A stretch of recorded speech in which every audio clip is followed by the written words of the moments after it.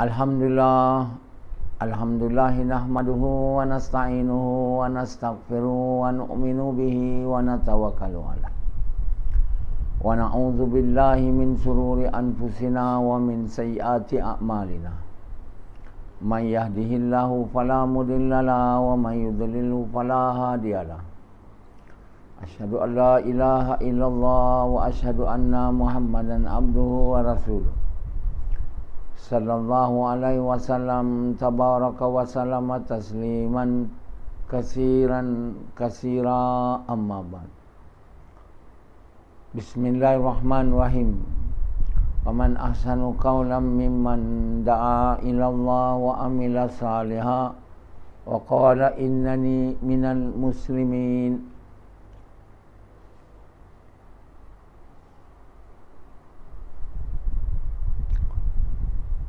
Tuan-tuan, bapa-bapa sekalian dan ibu-ibu sekalian,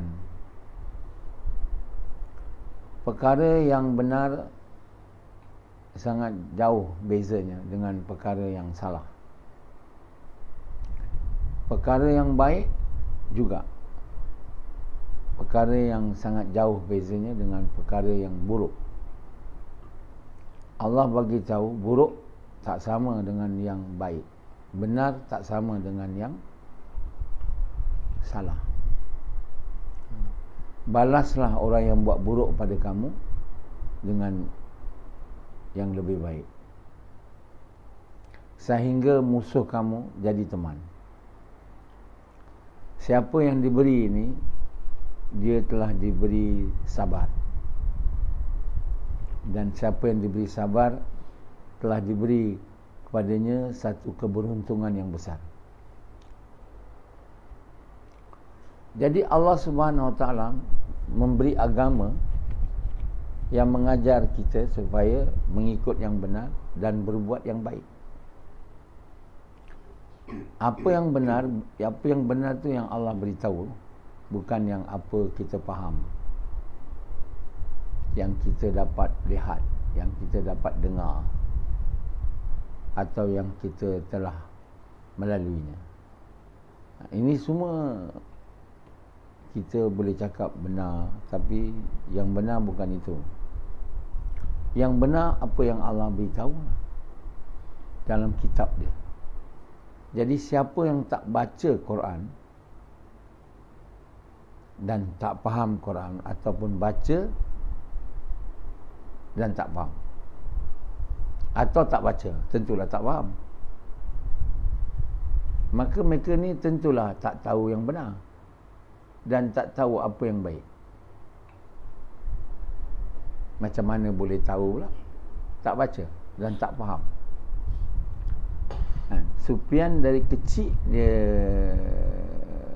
belajar baca Quran, lepas tu dia tak baca dah Quran tu, dan tentulah tak faham. Sejak baru-baru ni je saya paksa dia dengan izin Allah. Kamu yang tak mau baca Quran dan tak mau faham ni, orang yang tak mau tahu apa yang benar dan apa yang salah, apa yang baik dan apa yang buruk. Tahu? Tak mau. Jadi tentulah yang dia buat tu, yang dia ingat dia benar, yang dia ingat baik, bukan yang betul ni. Yang betul baik, betul benar tak? Sangkaan, wishful thinking ni, conjecture, benda yang diada-adakan.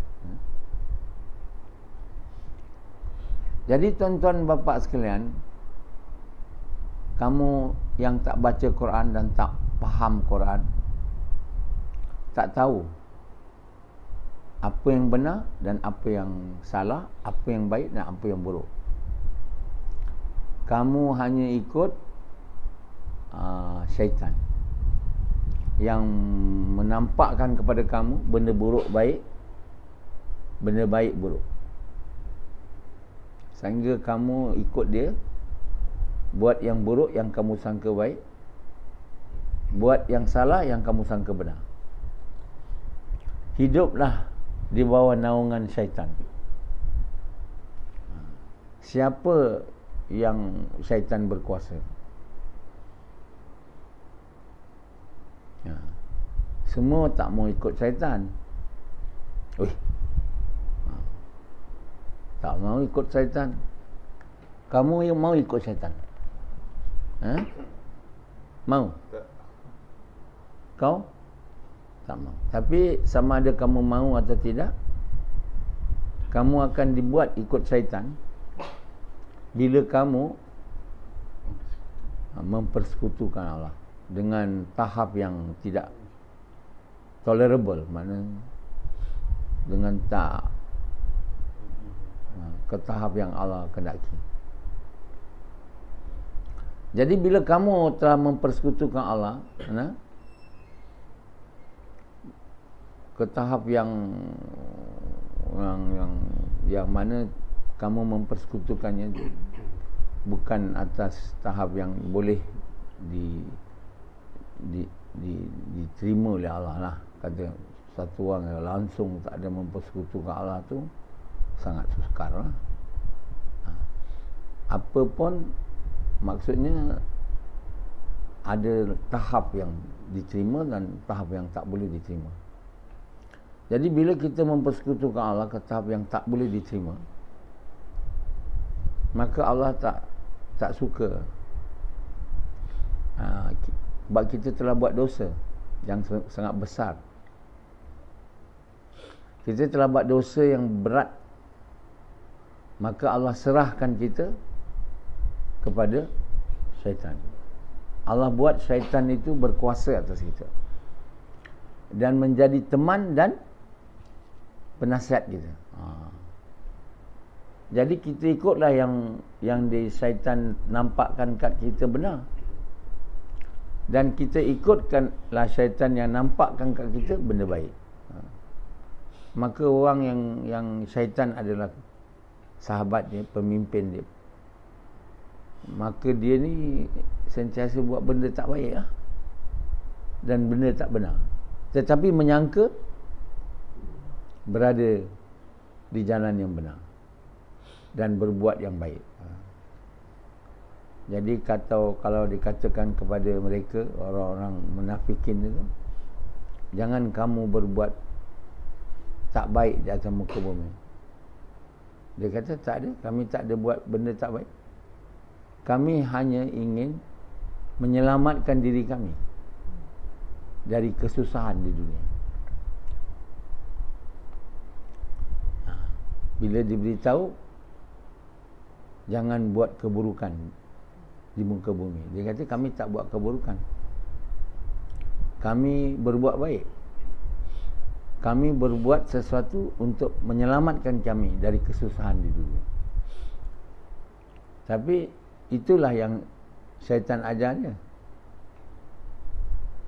bahawa dia berbuat baik, dia berbuat benda yang benar. Jadi oleh kerana itu, semua orang kat dunia ni cakap dia benar. Tak ada cakap dia tak buat tak baik, tak ada. Ada tak orang kat dunia ni yang cakap kami buat tak baik? Tak ada kan? Jadi satu orang pula, mana satu yang baik, dia tanya. Semua cakap baik, semua cakap benar. Yang ikut agama ni kata dia benar, yang ikut agama tu kata dia benar, yang itu benar. Jadi akhirnya setengah orang kata semua agama benar, semua agama mengajar yang baik. Kan ada tak? Siapa ajar dia orang tu? Syaitan. Kamu pun syaitan menjadi teman kamu apabila kamu tidak mencapai tahap iman paling kurang yang Allah mahu. Jadi apabila kamu tidak mencapai tahap iman paling kurang yang Allah mahu, maka syaitan menjadi teman, penasihat kamu. Dan di akhirat nanti kamu akan jumpa dia, nampaklah, dan kamu marah dia. Aku harap aku dapat berjauh daripada kamu seperti jauhnya timur dan barat. Kata syaitan, aku bersama kamu, kamu dah sesat dah. Aku ni bersama kamu, kamu dah mempersekutukan Allah kan. Bukan aku yang buat kamu sesat. Kamu yang buat diri kamu sesat. Kamu yang mempersekutukan Allah, dan Allah buat aku bersama kamu, supaya kamu jadi lebih sesat. Jadi banyak orang dia nak khusyuk sembahyang. Bukan banyak orang, semua orang lah. Betul tak? Betul tak? Berapa lama kau nak khusyuk sembahyang? Sejak mula sembahyang lah. Sejak mula sembahyang. Berapa tahun tu? 10 tahun. Kamu? Sejak sekolah lah. Tak, sejak bila kamu nak khusyuk sembahyang? Berapa tahun? 20 tahun. 20 tahun. Samad? Tak, sejak berapa tahun kamu nak sembahyang khusyuk?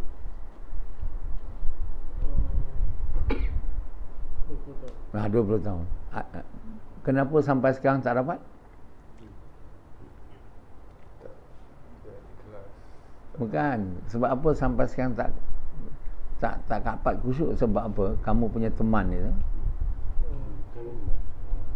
Kamu punya teman tu.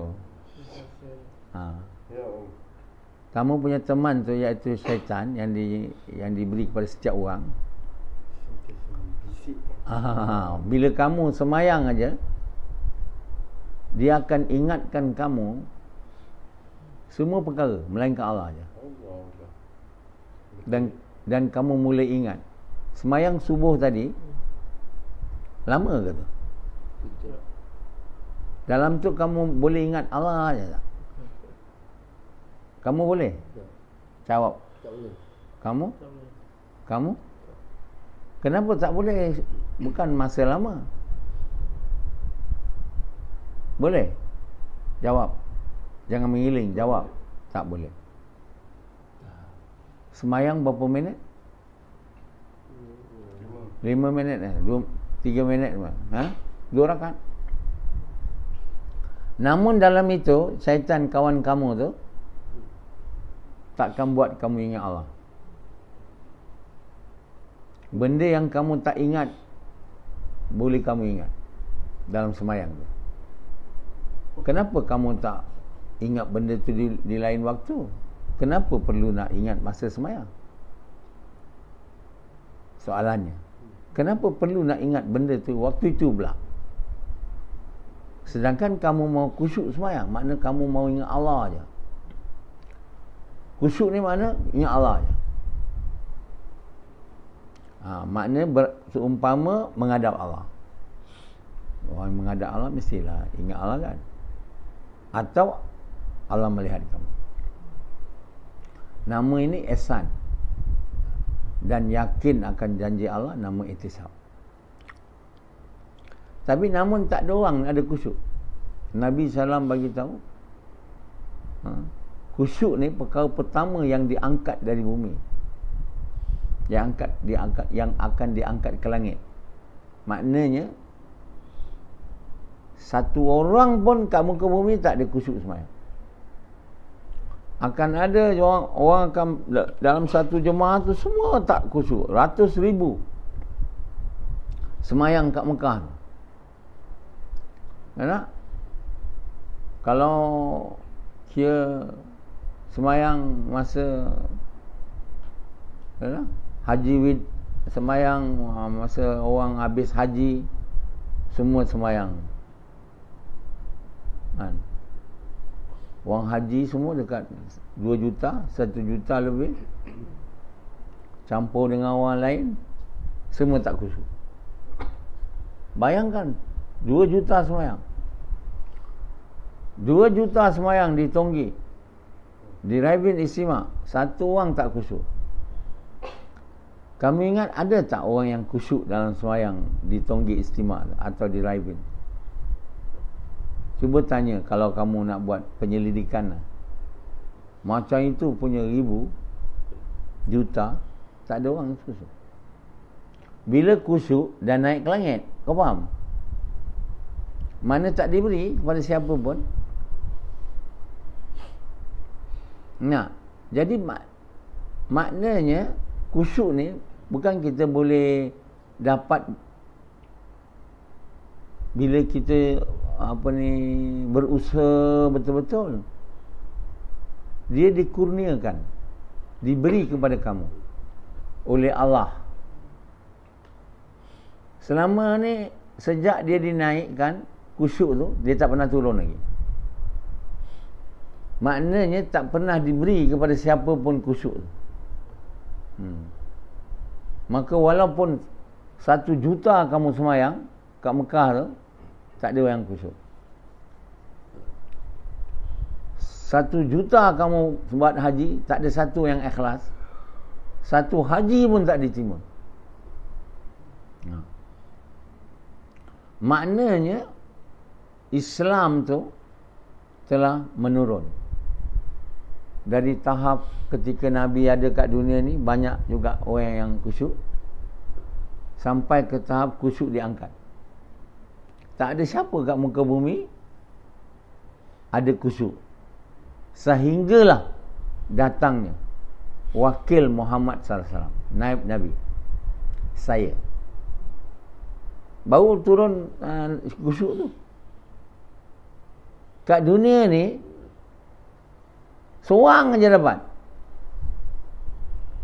Kamu percaya tak? Tak. Saya tunjuk kat kamu. Saya tanya Allah. Semayang saya bukan saja khusyuk, atas lagi khusyuk dan tawaduk, sehingga tandanya mengalir air mata. Tak ada orang boleh dapat tu. Ada kat dunia ni? Ada? Agak tak ada. Maknanya bila dah dapat tawaduk, tentu dapat khusyuk. Tak boleh dapat tawaduk khusyuk, tak ada. Jadi semayang ni dia ada peringkat. 1, dibuat cara Nabi. Maknanya lelaki berjemaah di masjid, perempuan di rumah. Itu basic. Itu tak buat, cara Nabi pun tak ada. Kedua, dibuat dengan ikhlas, dibuat untuk sukakan Allah. Ini siapa pun tak tahu. Banyak yang semayang di masjid berjemaah, jaga semayang berjemaah, dia tak ada ikhlas, tak diterima. Atas pada ikhlas, ihsan, merasai Allah melihat, atau dia menghadap Allah. Atas pada itu iktisab, yakin pada janji Allah. Ihsan dan iktisab ni namanya khusyuk, atau ingat Allah selalu dalam semayang. Dan atas pada ini khusyuk, tawaduk, mengalir air mata. Jadi tinggi, khusyuk aja tak boleh capai. Jadi Allah kurniakan khusyuk ni. Bila kita kesyirikan kita memang tak ada lah. Syaitan memang tak ada kuasa atas kita. Dia tak boleh kacau-kacau sikit pun tak boleh. Dia macam dia jauh-jauh kan. Apa lagi nak buat kita ingat benda lain. Jadi dia adalah syaitan, dia ada tapi dah tak ada kuasa. Sama ada sakit, mati, atau dah masuk Islam. Jadi tuan-tuan bapa sekalian, maknanya jin dia lah. Jadi Allah SWT beri khusyuk ni kepada mereka yang sangat tinggi iman dia. Iaitu kamu kena jadi beriman beramal soleh. Bukan itu aja. Dia banyak tahap beriman beramal soleh. Tahap rendah, tahap sederhana, tahap tinggi. Kamu kena mencapai beriman beramal soleh tahap tinggi. Dalam tinggi itu pula ada pula tahap lagi. Tinggi yang rendah, tinggi yang sederhana, tinggi yang sangat tinggi. Maka bila kamu mencapai tahap iman itu, kamu dikurniakan khusyuk. Ingat Allah dalam sembahyang. Tak ada ingat lain, lainkan sikit je. Kalau yang tahap rendah lah. Ya. Jadi Allah buat kita, Allah bagi kita khusyuk, Allah bagi kita sabar, Allah bagi kita iman. Tak ada siapa boleh bagi kita iman melainkan Allah. Dan mengikut tahap iman kita kepada Allah, Allah bagi kita tahap-tahap dalam sembahyang. Pertama diberi ikhlas, kemudian diberi khusyuk, kemudian diberi tawaduk. Kat dunia ni ada seorang aja yang Allah beri khusyuk dan tawaduk, iaitu saya, wakil Muhammad sallallahu alaihi wasallam. Dan kenapa saya dapat mencapai iman yang tinggi? Sebab Allah menggunakan saya untuk hidupkan kembali sunnah yang besar yang telah mati. Di waktu kerosakan umat ni, Allah terima saya, gunakan saya untuk hidupkan sunnah yang sangat besar, iaitu sunnah mengajak manusia kepada kebaikan, mencegah kemungkaran. Yang belum Islam diajak ucap kalimah, dan diajak setelah mengucap kalimah diajak buat kerja. Yang dah Islam, yang dah mengucap, diajak buat kerja, mengajak manusia kepada kebaikan, mencegah. Di lorong-lorong, di jalan-jalan seperti Nabi, dengan korban harta diri saya sendiri, dengan niat nak suka kawan. Bertahun-tahun buat. Yang satu orang kat dunia tak buat. Satu orang kat dunia ada buat, tak buat. Ada. Dan adalah sebahagian yang ikut saya, tapi tak buat seperti saya. Dari luar dia ikut lah, tapi tak ikut betul. Jadi mereka walaupun ada iman, tapi setengahnya tak capai tahap yang Allah mahu, setengahnya sampai tahap yang Allah mahu, sikit je. Umpama 60 tahap yang Allah mahu, baru sampai 64 je. 82 tahap yang baru sampai 15,000. Tahap rendah lagi tu. Kalau tahap sederhana, dia kena juta. Kalau tahap tinggi, dia kena bilion. Iman tu. Jadi orang yang kamu semua ni, tak ada yang diberi ikhlas, diberi khusyuk.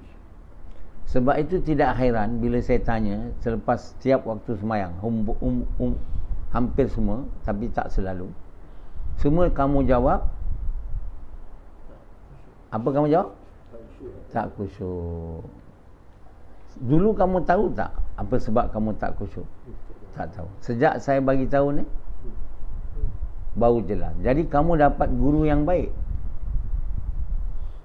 boleh bagi tahu kamu ni tak dapat khusyuk sebab ni, sebab ini. Macam mana nak dapat iman kuat? Kena buat ni, kena buat itu.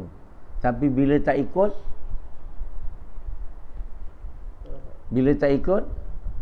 tentu tak dapat lah. Sebab apa? Tak taat perintah Allah. Perintah Allah apa? Sami'na wa ata'na. Kita nak ikut Yahudi, kami dengar cakap kamu ya Allah, tapi tak mau taat. Bila ikut Yahudi, kami dengar, dan kami dengar kata Yahudi, tapi tak taat. Bila Yahudi bercakap macam itu, sebenarnya dia tak percaya pada Allah. Dia telah jadi orang bukan Islam. Kamu tak boleh dengar Allah je, lepas tu tak mau taat. Mana maknanya kamu beriman kepada Allah? Kalau beriman betul kepada Allah ni, kami dengar, kami taat. Masalahnya sekarang kamu dengar, hari-hari dengar, dan kamu yang tak ada kat sini pun dengar, tapi sedikit kalau ada pun nak taat. Apa yang kamu nak taat? Yang menguntungkan dunia kamu. Yahudi tu kerana cintanya dunia, dia tak mau ikut perintah yang mana dengannya dunia dia hilang. Tak mau. Macam Sufyan ni, macam Yahudi dia hanya taat yang Betul. Jadi kalau perintah keluar jalan Allah, tinggalkan keluarga, tak mau. Belanja duit, tak mau. Guna duit, tak mau. Untuk buat kerja ni tak mau. Macam Pendi juga kan, macam Rashidi, semua tak mau. Itulah Yahudi. Dia jadi taat sebahagian perintah, tak taat perintah yang lain. Jadi semua Yahudi tu, sama ada yang miskin ataupun yang kaya, semua nak dunia. Macam kita juga. Ini cakap siapa yang ikut Yahudi? Yahudi ikut kita ke kita ikut Yahudi? Yahudi dan kita ikut siapa? Ikut syaitan. Kita punya ketua siapa? Syaitan. Sebab itu Yahudi kita jadi sama aja. Dalam Quran tu cerita Yahudi, bukan dia aja. Sufyan ni Yahudi dia, perangai dia. Cinta, dia taat perintah Allah, yang satu tak taat yang lain. Dia buat kerja tempatan yang tak payah korban duit kan. Dia tak mau perintah keluar, dia tak mau. Dia ambil satu perintah, dia tinggal perintah yang lain. Sama macam Yazid juga. Tak mau tinggal bini.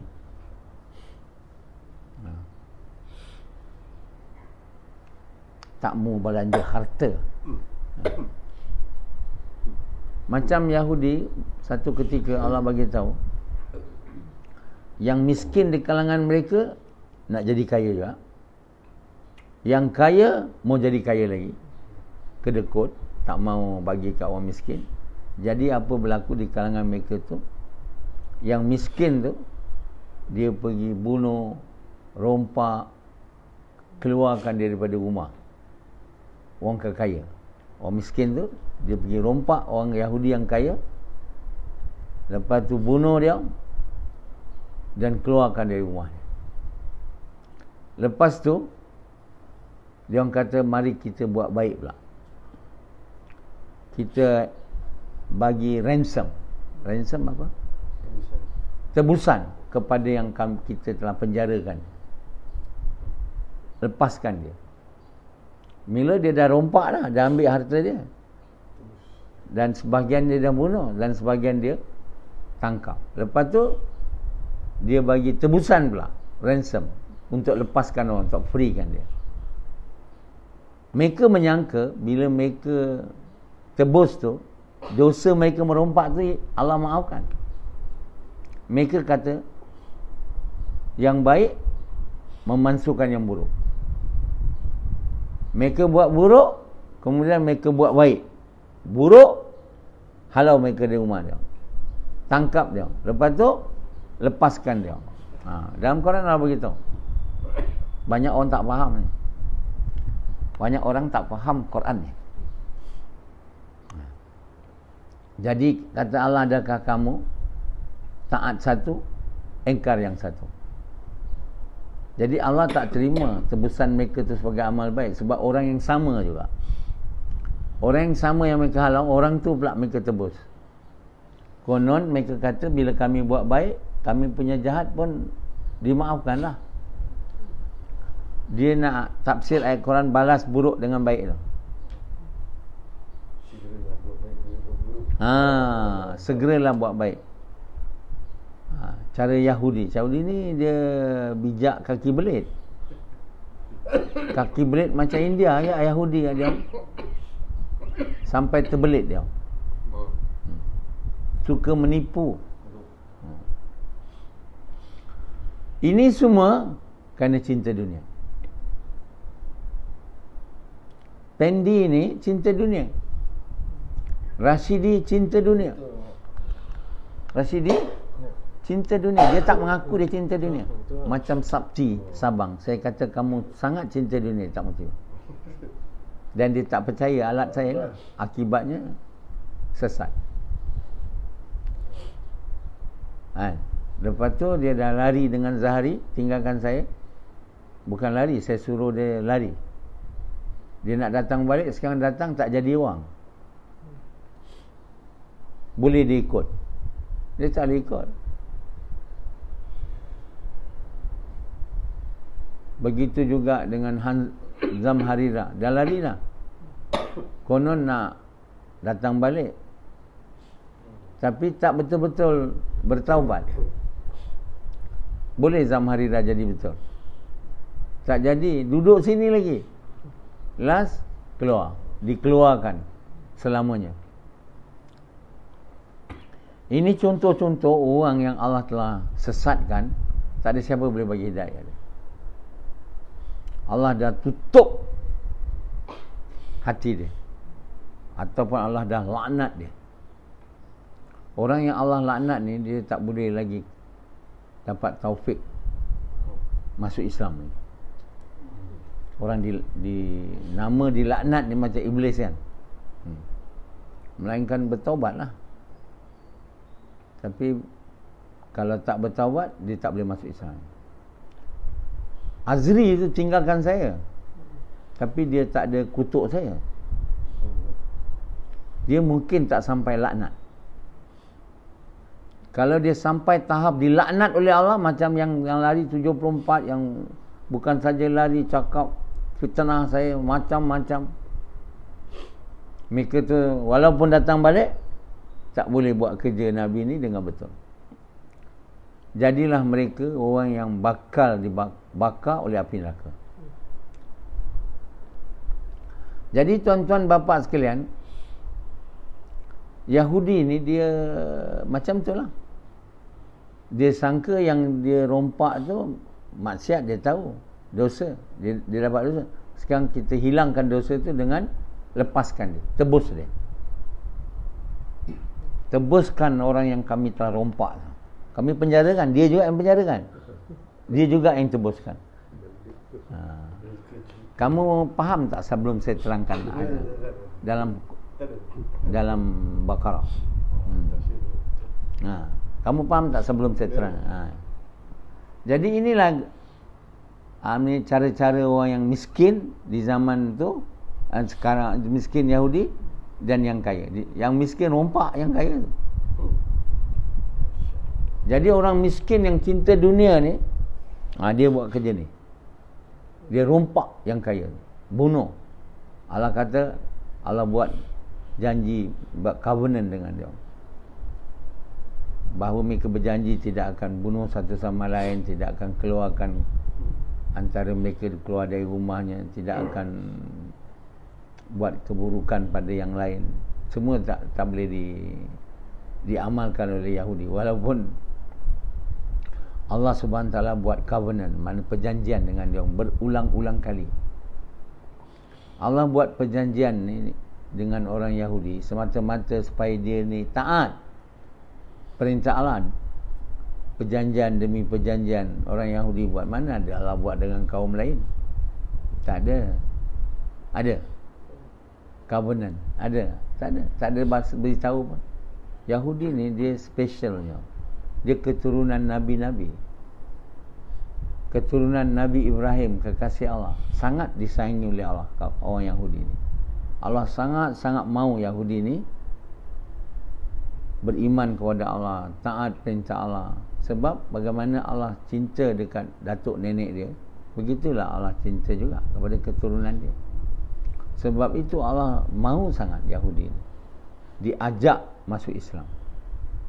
Tak ada siapa pun yang faham, melainkan nak melaknat Yahudi. Melaknat ni biarlah Allah saja, janganlah kita pula. Kita tak ada, laknat kita tak ada ertinya pun. Jadi kita sepatutnya mengajak Yahudi ni, tak ada. Mengajak Nasrani ni masuk Islam, tak ada. Mengajak yang bukan Yahudi, Nasrani masuk Islam, tak ada. Semua tak ada. Kita kata kita beriman dan beramal saleh. Kita orang takwa, kita orang ulama, kan? Banyak orang Islam sangka dia ulama. Ulama ni orang yang takut dengan Allah.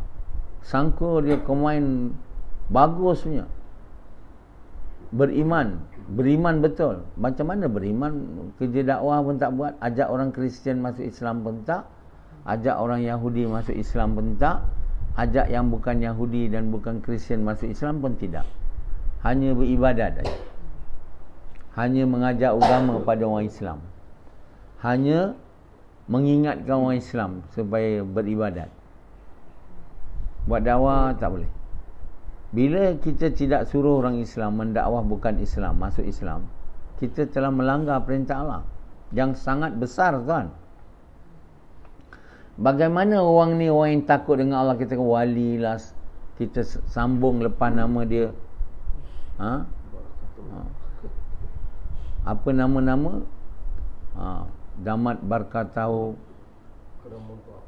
Kamarullah Wajah, lepas tu lagi apa,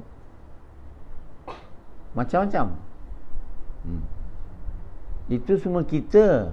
Tapi macam mana boleh Allah merahmati kita dengan melanggar perintah Allah? Kita melanggar kerja mengajak manusia kepada Allah, kita maknanya tidak mengajar, tidak mencegah mungkar. Kita tidak mengajak Yahudi, Nasrani ni dan orang bukan Islam yang lain supaya masuk Islam, supaya mengucap kalimah dan buat kerja dakwah. Kita sebenarnya tidak mencegah mungkar. Mereka kaum yang buat mungkar, mereka telah tinggalkan Islam. Mereka sebenarnya telah jadi apostate, Kristian dan Yahudi.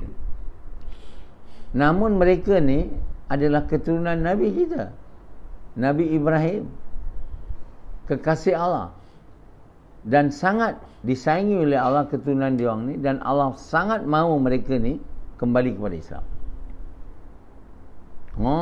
Dalam Quran tu banyak kali Allah beritahu macam mana Allah suruh kita untuk mengajak orang Yahudi ni masuk Islam balik. Bagi tahu dia kita Tuhan yang sama. Kristian, Tuhan kita Allah sama. Mari kita runding, fikir macam mana kita boleh sama. Tapi tidak. Tak ada siapa orang Melayu ni yang dikata baik sangat, dakwah sini-sini tak ada. Ada seorang dua je lah kadang-kadang.